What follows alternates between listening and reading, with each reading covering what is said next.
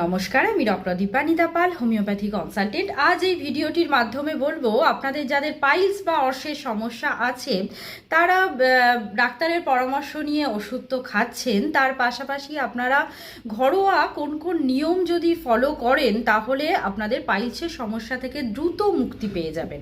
প্রথমেই হচ্ছে আপনাদের যেহেতু পায়খানা শক্ত হওয়ার কারণে আমাদের পাইলসের সমস্যা অনেকটাই বেড়ে যায়, তাই চেষ্টা করতে হবে এই পায়খানাটাকে নরম করার। তার জন্য আপনারা ডায়েটে অবশ্যই উচ্চ ফাইবারযুক্ত খাবার রাখবেন।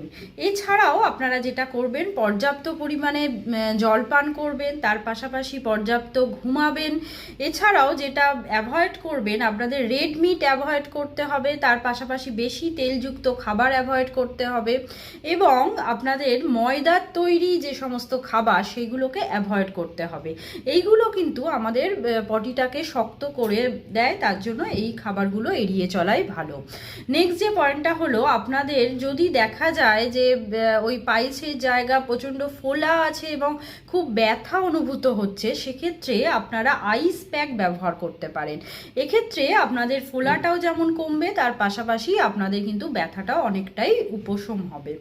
নেক্সট যে পয়েন্টটা হলো, আপনাদের কিন্তু অবশ্যই পাইলসের জন্য যেটা করতে হবে, সিস বাথ।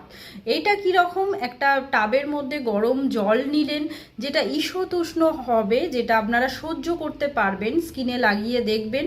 সেইখানে আপনাদের আক্রান্ত স্থান, মানে যেখানে পাইলসটা হয়ে আছে, সেই জায়গাটা দিয়ে বসবেন গরম জলে, 10 থেকে 15 মিনিট বসবেন এবং গরম জলে আপনারা এপসম সল্টও মিক্সড করতে পারেন। একটু বসে ওই ভেপারটা নেবেন, নিয়ে আবার উঠে পড়বেন। এইভাবে দিনে 2বার আপনারা এই প্রসেসটা ফলো করবেন। এই সিস বাথ কিন্তু পাইলসের জন্য খুবই উপকারী, কারণ এটা আমাদের ব্লাড সার্কুলেশনটা অনেকটাই বাড়িয়ে দিচ্ছে, তার ফলে যে ব্যথা যন্ত্রণা ফোলাভাব অনেকটাই কমে যাচ্ছে।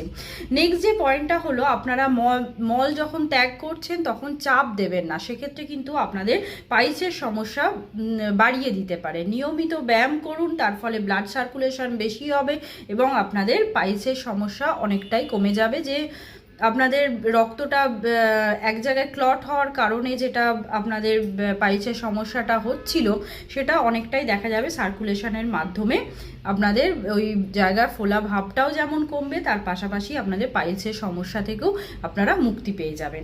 এই সমস্ত জিনিসগুলো আপনারা ফলো করুন।